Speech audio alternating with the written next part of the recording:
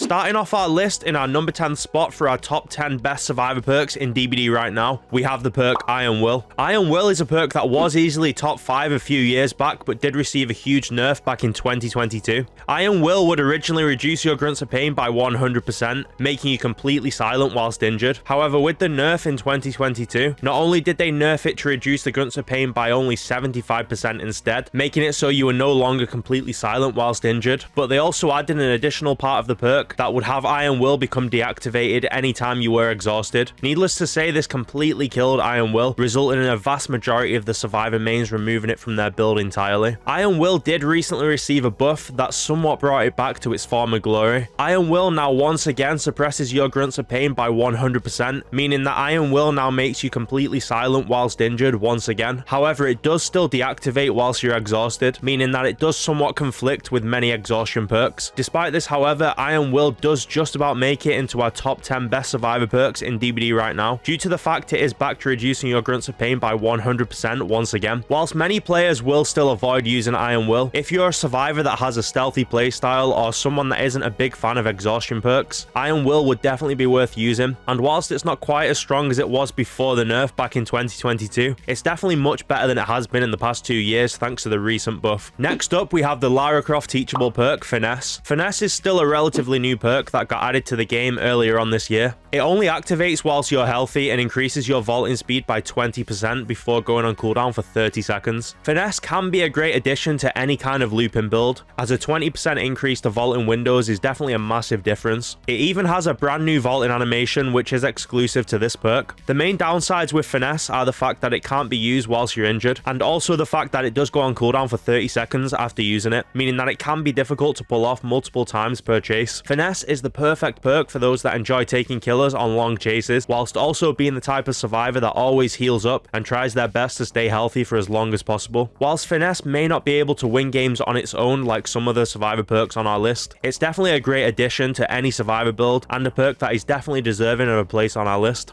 Dead Hard is a perk that used to be the most commonly used survivor perk in the entire game, and it would seem like every single survivor in the game would be using it. However, Dead Hard has received multiple nerfs in the past few years, resulting in it becoming much weaker compared to how strong it used to be. However, despite this, Dead Hard is still one of the better exhaustion perks in the game, and it can now take many killers by surprise since not many players use it anymore. A few years back, Dead Hard was extremely common, and the vast majority of killers would just wait a few seconds before downing an injured survivor in an attempt to wait out Dead Hard. But now with it being way more uncommon, killers are much less likely to do this. Dead Hard activates whenever you've been saved from the hook, meaning that it can be used a maximum of twice per trial. It becomes available to use whenever you're injured, allowing you to press the activate ability button to dash forward and also gain a 0.5 second endurance in this time, meaning that if you do time it right and the killer hits you during this time, you will be put into the deep wound state rather than going down. Whilst it's definitely not as strong as it was years ago, Dead Hard in the right hands is still like having an extra health state, either once or twice per trial.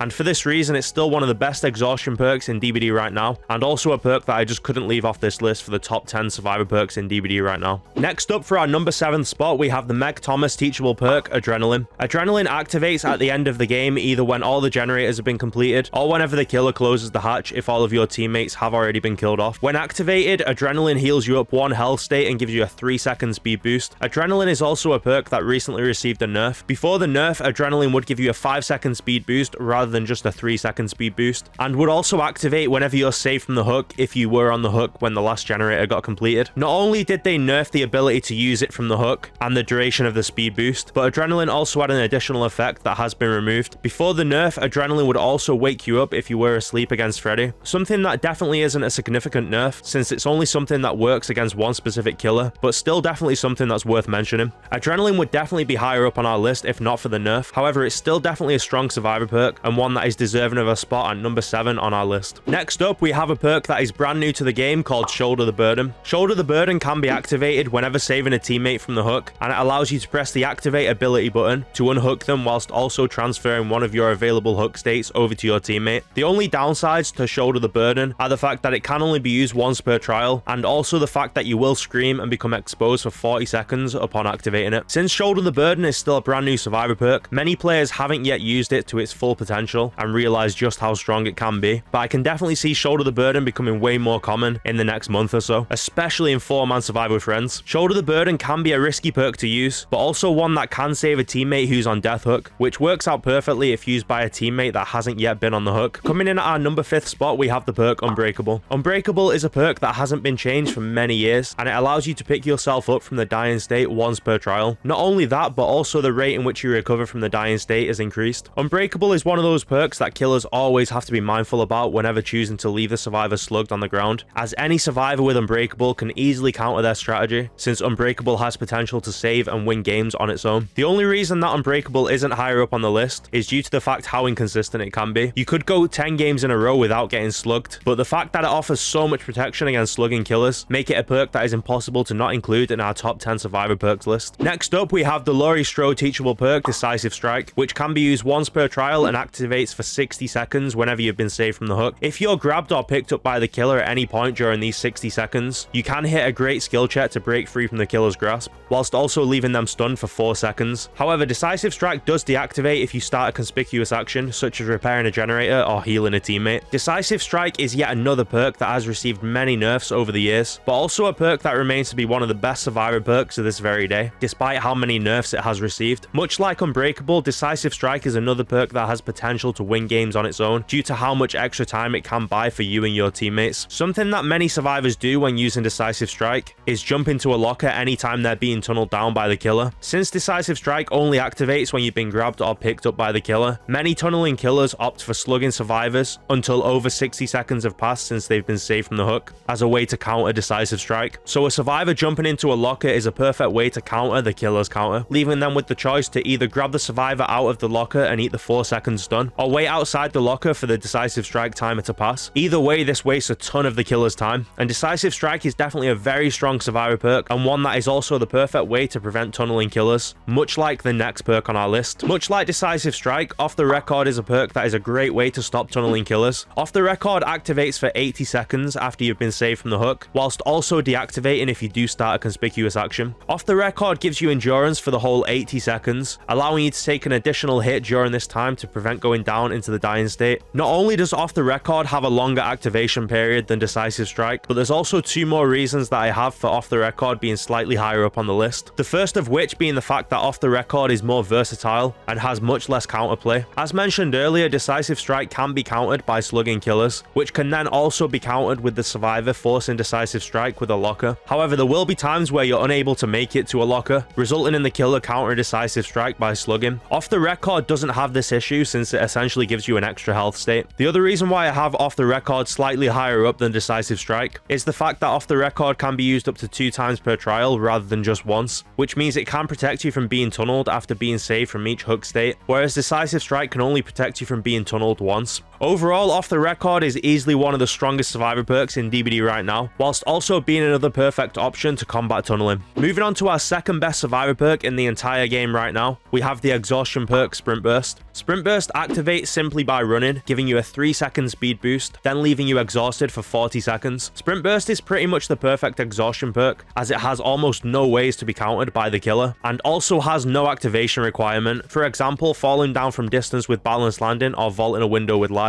The only real downside to Sprint Burst is that it can be annoying to keep at 99% to be used whenever you need it. However, this is something that you can definitely improve at, and also something that can be helped with perks like Vigil. Sprint Burst may have a higher skill ceiling to other exhaustion perks such as Lithe, but it's also one that's not only the best exhaustion perk in the game, but also one of the best survivor perks in the entire game overall. Coming in at our number 1 spot, we have the perk Windows of Opportunity. This may be a controversial pick that many of you guys disagree with, but for me, Windows of Opportunity is easily the best survivor perk right now. There's a huge misconception with Windows of Opportunity, with some people saying that it's for newer players. Whilst Windows of Opportunity is also a great perk for newer players, it's definitely a perk that is extremely helpful for both intermediate and advanced players as well. Windows of Opportunity does help newer players learn where pallets tend to spawn, but it's also great for knowing which pallets have already been used by your teammates, as well as informing players which sides the pallets have spawned on. For example, the main building in Badham has 2 places where God pallets can spawn upstairs, and 2 places where God pallets can spawn downstairs. Windows of Opportunity allows you to know in advance which sides these god palettes have spawned in at. The only negative thing that I can say about Windows of Opportunity is that it is a little too good and can leave players dependent on using it, resulting in survivors having a much harder time after switching up their build and taking off Windows of Opportunity. But overall, Windows of Opportunity is a perk that is extremely consistent due to the fact that you're constantly gaining value out of it each and every game. It offers extremely helpful information to all types of players, regardless of their skill level or how experienced they are at DBD. Definitely feel free to let me know your list of the top 10 survivor perks in DBD right now in the comments down below. I'm really curious to see how different everyone else's list is, but I hope you've all really enjoyed today's video, and I'll see you all in the next one.